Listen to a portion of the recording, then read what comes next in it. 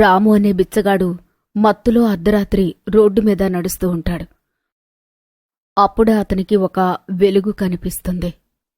అరే వా, అక్కడ ఏదో దుకాణం తెరిచినట్టు ఉన్నారు. సరే, వెళ్ళి చల్లటి ఒక కూల్ డ్రింక్ తాగుతాను. మత్తులోనే తూలుతూ రాము ఆ షాప్ దగ్గరికి వెళ్తాడు. వెళ్లి చూసేసరికి అది ఒక పాన్ షాప్. అక్కడ ఒక మహిళ పానమ్ముతూ ఉంటుంది. రాము ఎంత మత్తులో ఉంటాడంటే ఆ మహిళని చూసి నవ్వుతుంటాడు. మేడం గారు, మీ పొడవాటి అందమైన జుట్టు మీ మొహం మీద వచ్చి పడింది. ఆగండి, ఇప్పుడే తీసేస్తాను.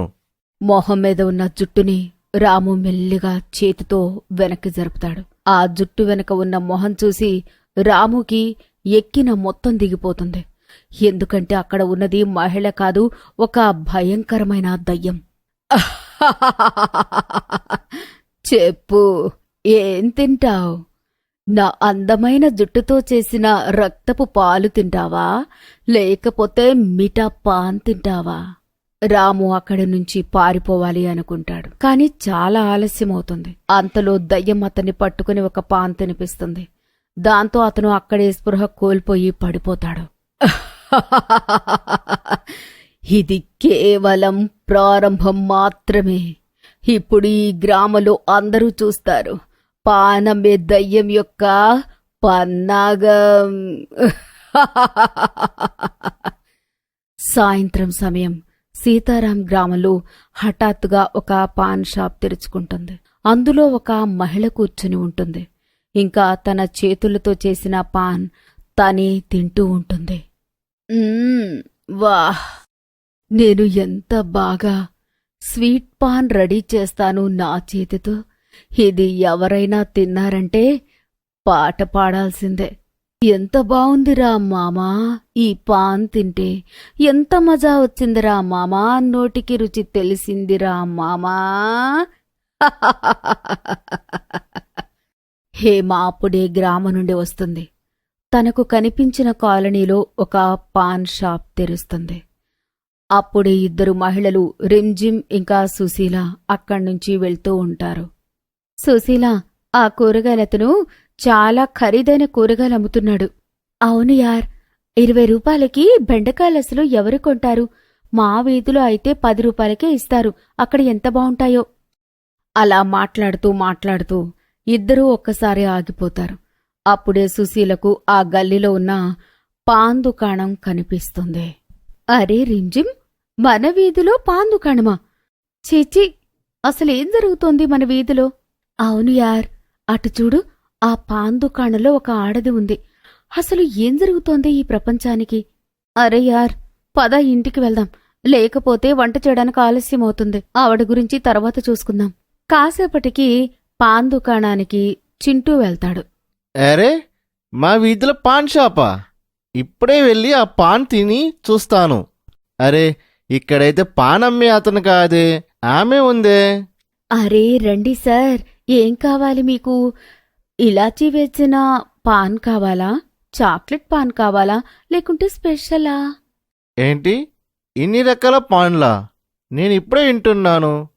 ఒక పని చేయండి, 3 రకాల ఒక్కొక్కటి చేసి ఇవ్వండి. ఇంకో పని చేయండి, చాక్లెట్ వన్ ఇంకొకటి ఎక్స్ట్రా చేయండి. నేను అది మా బావగారికి ఇస్తాను. అవి ఇచ్చి నా ఉద్యోగం గురించి అడుగుతాను. అయితే మీకోసం ఉద్యోగం వచ్చేలాగా ఒక స్పెషల్ పాన్ ఇస్తాను, సరేనా? హేమ చింటూకి ఒక స్పెషల్ పాన్ చేసి ఇస్తుంది. ఇంటి దగ్గర తన అక్క సుశీల, చింటూ తమ్ముడు, నువ్వేంటిక్కడ? సరేరా, భోజనం చేద్దుగాని. భోజనం చేసిన తర్వాత చింటూ మహేష్కి అదే పాన్ తినిపిస్తాడు. అది చూసి సుశీల అక్కడికి వచ్చి కోపంగా, అరే ఏంటి మీ ఇద్దరూ ఆ పాన్ తీసుకుని తింటున్నారా? ఆవిడ అస్సలు బాలేదు, ఆవిడసలు నాకు నచ్చలేదు. కాని చింటూ మహేష్ ఎక్కడ వింటారు? అక్కడ ఉండే ఏ మహిళకి ఆ విషయం నచ్చేది కాదు. ఇంకా ఇప్పుడు చాలా ఎక్కువైంది. రాత్రి భోజనం చేసిన తర్వాత ఆ పానే తింటున్నాడు, ఉదయం కూడా తింటున్నాడు. ఏం చెప్పాలి నేను? ఇంకా నాకు మా ఇంట్లో గురించి ఆవిడ్ని చూస్తే నాకు చాలా కోపం వస్తుంది. మా ఇంట్లో కూడా అదే పరిస్థితి. ఇప్పుడు ఏం చేద్దాము? సుశీల ఇంకా రింజిమ్ పాన్ దుకాణానికి వెళ్తూ ఉంటారు. హేమ దుకాణం తెరుచుకుని నిలబడి ఉంటుంది. హేమ ఈరోజు కాస్త విచిత్రంగా ఉంటుంది. కాస్త బాధగా నిలబడి ఉంటుంది. ఓయ్, నువ్వే కదా ఆ పాన్ అమ్మేది? హేమ భయంకరమైన గొంతుతో ఇలా అంటుంది. హా, అది నేనే. మీఠా పాన్ ఇవ్వమంటావా? మాకేమీ వద్దు నీ చెత్త పాన్. ఇంకా చూడు, నువ్వు రేపట్నుంచి ఇక్కడ దుకాణం మూసేసి వెళ్ళిపోవాలి. కాని అప్పుడే హేమ భయంకరమైన గొంతుతో గట్టిగా నవ్వుతూ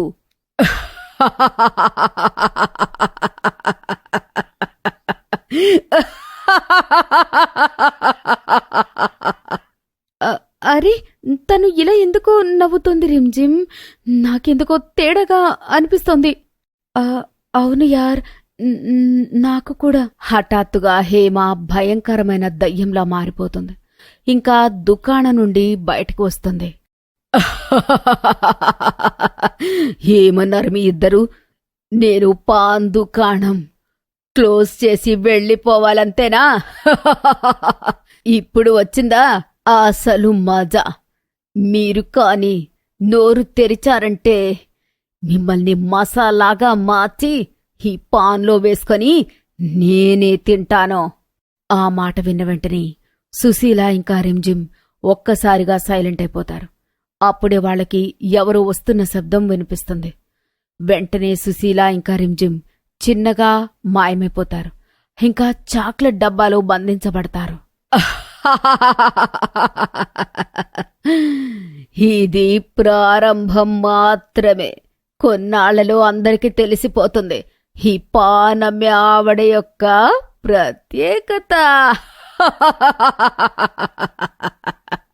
అప్పుడే దూరం నుండి చింటూ ఇంకా మహేష్ మాట్లాడుతూ అక్కడికి వస్తారు. సరే చింటూ, నేను నీకు ఉద్యోగం వచ్చేలాగా చూస్తాను. దానికి బదులుగా పాన్ తినిపించు. సరే బావగారు, మీరు ఎలా చెప్తే అలా. హేమక్క, ఒక పాన్ చేసి ఇవ్వు. కొత్త వేట వచ్చింది. కానీ వీళ్ళు నాకు రెగ్యులర్ కస్టమర్స్ కాబట్టి నేను వీళ్లకు స్పెషల్ పాన్ తినిపిస్తాను. స్పెషల్ పాన్. కానీ మహేష్ అప్పుడే చాక్లెట్ డబ్బా వైపు చూస్తాడు. ఒరే చింటూ, నువ్వు నన్ను ఎక్కడికి తీసుకుని వచ్చావు? దయానికి టిఫిన్ అవ్వాలి అనుకోవడం లేదు. మహేష్ ఆ చాక్లెట్ డబ్బా కింద పడేస్తాడు. వెంటనే సుశీల ఇంకా రింజిమ్ బయటికి వచ్చేస్తారు. హా, ఏం చేశావు నువ్వు? నీకు ఇంత ధైర్యమా? ఇవాళ నిన్ను అసలు వదిలిపెట్టేది లేదో. ముందు నిన్ను చంపుతాను, ఆ తరువాత వీళ్ళందర్నీ చంపుతా. అది కూడా నా స్పెషల్ మీఠా పాన్ తినిపించే. లేదు, అసలు మేము అలా జరగనివ్వము. కాని అప్పుడే అక్కడికి రితీష్ అనే ఒక వ్యక్తి వస్తాడు. అతని చేతిలో ఒక పెద్ద కర్ర ఉంటుంది. నువ్విక్కడికి కూడా వచ్చావా? చూస్తూ చూస్తూ రితీష్ దయ్యం యొక్క పాన్ షాప్ విరగగొడుతూ ఉంటాడు. అది చూసి దయ్యం గట్టిగా అరుస్తుంటుంది. లేదు లేదు, నా పాన్ దుకాణం. పాన్ దుకాణంతో పాటు దయ్యాన్ని కూడా కొట్టి అక్కడి నుంచి తరిమేస్తాడు. నేను హేమ వాళ్ళ అన్నయ్యని. తన ఊర్లో అందరితో గొడవపడి ఇక్కడికి వచ్చింది. ఇక్కడి నుంచి తీసుకుని వెళ్ళడానికి వచ్చాను. కానీ తను నన్ను చూసి పారిపోయింది. అలా పారిపోయే సమయంలో ఒక రోడ్ యాక్సిడెంట్లో తను చనిపోయింది. తను చనిపోయిన తర్వాత తను దయ్యంలాగా మారింది. ఇంకా ఎలా అయినా సరే అందరికీ తన పాన్ తినిపియాలని, అందుకే నేను కూడా దగ్గరికి వెళ్లి ఈ కర్రని తీసుకుని వచ్చాను, దానిని వెళ్ళగొట్టడానికి. నీకు చాలా చాలా ధన్యవాదాలు సార్. నువ్వే మమ్మల్ని కాపాడావు. కాని నీ ఉద్యోగం అయితే పోయింది చింటూ. లేదు,